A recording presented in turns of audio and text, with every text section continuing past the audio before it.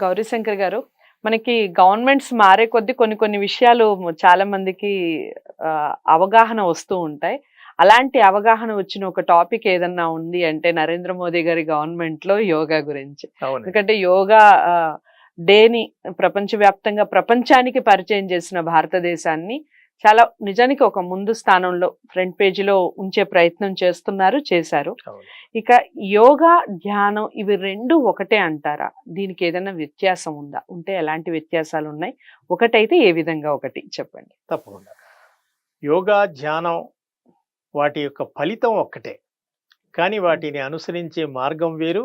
హ్మ్. వాటికి సంబంధించినటువంటి అంశాలు వేరు. హ్మ్. యోగా అనేది శారీరకమైనటువంటిది, శరీరానికి సంబంధించినటువంటిది. హ్మ్. శరీరంలో ఏదైనా అవయవాలు సక్రమంగా పనిచేయకపోవటం కానీ, ఏదైనా అన్వాంటెడ్ అంటే అవసరం లేనటువంటి అవయవాల పెరుగుదలను అరికట్టి, శరీరాన్ని ఒక క్రమ పద్ధతిలో, ఒక సమమైనటువంటి ఆకృతిలో శరీరాన్ని నిలబెట్టుకోవడానికి చేసేటువంటి ఒకానొక ప్రక్రియ యోగా. హ్మ్. కాబట్టి అది శరీరానికి సంబంధించినటువంటిది. ఓకే. అందులో రకరకాల ఆసనాలు ఇవన్నీ హ్మ్. మనకు తెలిసినవే హ్మ్. చెబుతూ ఉంటారు. ఆ రకమైనటువంటి ఆసనాలు వేయటం వల్ల శరీరం ఫిట్‌నెస్ అని అంటాం. హ్మ్. ఇప్పుడు జిమ్, ఫిట్‌నెస్ ఇవన్నీ కూడా మనకు అవును. తెలిసినవే. హ్మ్. వీటి ద్వారా శరీరాన్ని ఒక క్రమ పద్ధతిలో పెట్టుకొని ఉదయం నుంచి రాత్రి వరకు మానవుడు తన దైనందిన జీవితాన్ని కొనసాగించడానికి కావలసిన శక్తిని గాని, హ్మ్. కావలసిన శరీరంలోని ఏమంటారు ఆ మౌల్డ్ అంటే హ్మ్. శరీరం ఏ విధంగా అయినా మలుచుకోవాలి. పని హ్మ్. చేయడానికి హ్మ్. అవయవాల్ని తయారు చేసుకునేటువంటి ఒక ప్రక్రియని యోగా అంటారు. హ్మ్. కానీ ధ్యానం దీనికి భిన్నమైనటువంటిది. ఓకే. ధ్యానం ఏమిటంటే ధ్యానం ద్వారా మెదడుకు సంబంధించినటువంటి ఒక ప్రశాంతతను ఏర్పాటు చేసుకోవడం. హ్మ్. ఇందాక మనం మెదడులో ఆధ్యాత్మిక సంబంధించినటువంటి ఒక ప్రత్యేకమైనటువంటి ఒక స్పాట్ ఉంటుంది అని మనం అనుకున్నాం. ఆర్గాన్. హ్మ్. హ్మ్. దానిని గాడ్ స్పాట్ అని అంటారన్నాం. హ్మ్. మనం అందరికీ అది తెలీదు. దాన్ని మనం ఎలివేట్ చేసుకోవడానికి, దాన్ని ఇంకా ఉత్తేజపరుచుకోవడానికి ఉపయోగపడేటువంటిది ధ్యానం. హ్మ్. ధ్యానంలో ప్రధానంగా ఏమిటంటే ప్రతి మనిషిలో షట్చక్రాలు ఉంటాయి. హ్మ్. షట్చక్రాలు నాభి నుంచి మెదడు వరకు, శిరస్సు వరకు 6 చక్రాలు ఉంటాయి. ఓకే. అది స్వాదిష్టానము, మణిపూరకము, హ్మ్. అనాహతము, హ్మ్. విశుద్ధము, హ్మ్. ఆజ్ఞాచక్రము, సహస్రారము అని ఇక్కడ సహస్రారము మెదడు పైభాగంలో ఉండేటువంటిది. ఓకే. ఈ 6 చక్రాల ద్వారా హ్మ్. దానిని ఒక పొజిషన్‌లో ఒక క్రమ పద్ధతిలో హ్మ్. కాళ్ళు, చేతులు మనం ముడుచుకుని మన ధ్యానాన్ని, మన మనస్సును ఇక్కడ కేంద్రీకృతం చేసినప్పుడు హ్మ్. ఆ కేంద్రీకృతం ఆజ్ఞాచక్రం పైన 5వ స్థానం ఆజ్ఞాచక్రం. హ్మ్. అంటే హ్మ్. నాభి నుంచి ఈ 6 చక్రాలు ఒక క్రమ పద్ధతిలో ఉంటాయి. హుహు. ఆ ఆజ్ఞాచక్రం మీద మనసును కేంద్రీకరించి ఒక ఓంకారం ని హ్మ్. జపించినప్పుడు ఆ హ్మ్. ఆజ్ఞాచక్రంలో ఉండేటువంటి మెదడులో 3వ పొర వెనుక ఒక గ్రంథి ఉంటుంది. హ్మ్. దాన్ని ఫీనియల్ గ్రంథి అని అంటాం. హ్మ్. అది హ్మ్. ఎలా ఉంటుందంటే దేవదారు ఆహ్, ఫలం ఆకృతిలో ఉంటుంది. దేవదారు అనేటువంటిది ఒక చెట్టు ప్రత్యేకంగా ఉంటుంది. అది అడవుల్లో పెరుగుతుంది.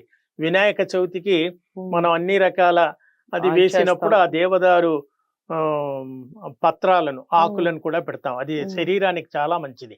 హ్మ్. దేవదారు హ్మ్. ఆకులను ఎండబెట్టి దాన్ని నూరి హ్మ్. అది నూనెగా వాడుకొని తలకు పెట్టుకుంటే మెదడు కూల్‌గా ఉంటుంది. ఎందుకు ఓకే. ఓకే. మెదడు అంటే మనిషికి ప్రధానమైనటువంటిది మెదడు, గుండెకాయ. హ్మ్. హ్మ్. మెదడులో ఆలోచనలన్నీ కూడా ఒక చెత్తబుట్టలో, డస్ట్‌బిన్‌లో అన్నీ మనం నింపేసినట్టుగా రకరకాల ఆలోచనలతో మన మెదడు ఉంటుంది. అవును. దాన్ని మనం క్లీన్ చేసుకొని ప్రశాంతంగా చేసుకోవడానికి ఈ ధ్యానం ఉపయోగపడుతుంది. ఓకే. ఈ ఓంకారం ద్వారా, ఆజ్ఞాచక్రం ద్వారా ఆ మెదడులో ఉండేటువంటి ఆ 3వ పొరలో ఉన్నటువంటి గ్రంథి ఏదైతే ఉందో హ్మ్. హ్మ్. ఫీనియల్ గ్రంథి అంటారు. హ్మ్. ఆ ఫీనియల్ గ్రంథి ఉత్తేజితమై హ్మ్. శరీరంలో అన్ ఒక విధమైనటువంటి పాజిటివ్ ఎనర్జీ వస్తుంది. హ్మ్. వైబ్రేషన్స్ వస్తాయి.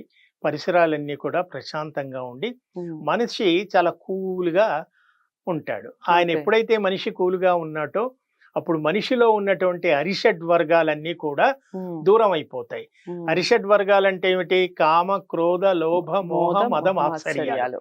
ఈ 6 లక్షణాలే మనిషిని ఎప్పుడు కూడా పతనానికి దారితీస్తాయి. ప్రస్తుత సమాజంలో ఎక్కువగా ఇవే ఉన్నాయి. వీటిని పోగొట్టుకుని ఒక ప్రశాంతమైన సమాజం, పురాణాల్లో రామరాజ్యం అనేవాళ్ళు.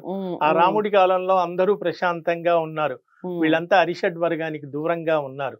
ఆ దూరంగా ఉండాలి అంటే ఈ ధ్యానం చెయ్యాలి. ఈ ధ్యానం ద్వారా మనిషి బాగుంటాడు. మనిషి బాగుంటే సమాజం బాగుంటుంది.